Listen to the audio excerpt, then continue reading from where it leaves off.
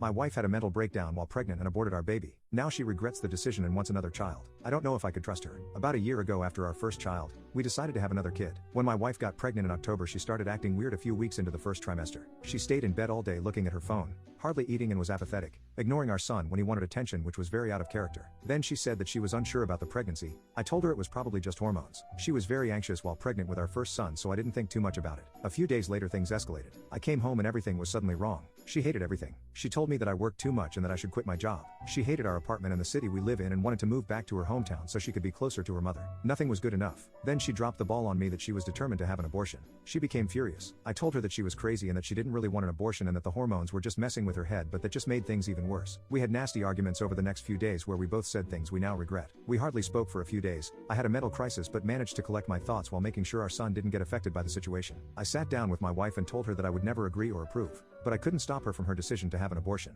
I managed to convince her to go to therapy, but both therapists encouraged her to do what's best for herself. I didn't recognize my wife and it felt like I was living with a different person. The day of the abortion came and I drove her to the hospital and waited during the procedure. I could tell my wife was back to her old self as soon as I saw her after the operation. She was crying in recovery, screaming, my baby, while crying hysterically and clenching her stomach. She cried all night and the next day she said that I was right all along. That she now understood how sick she was, that I was the only person who saw it for what it really was and that I was only trying to help. She felt as if another person controlled her body and mind and it was like waking up from a nightmare. Almost 4 months have passed after the abortion and my wife got fired from her job due to sick leave. She stays at home all day, lying in bed or on the couch listening to audiobooks. I do most of the housework and take care of our son while working full-time, which has been exhausting. My wife has been going to a psychiatrist who said that she was probably psychotic and her feelings now are the same as a woman who were forced to have an abortion. She has also been diagnosed with an anxiety disorder. She says that she feels broken and the only thing that can make her whole again is becoming pregnant and having another child. I feel like my wife is not mentally ready for another pregnancy, that I don't trust her after what happened last time. Today I told my wife that I was on the breaking point and didn't feel mentally ready to try for another child and wanted to wait. She freaked out and started crying,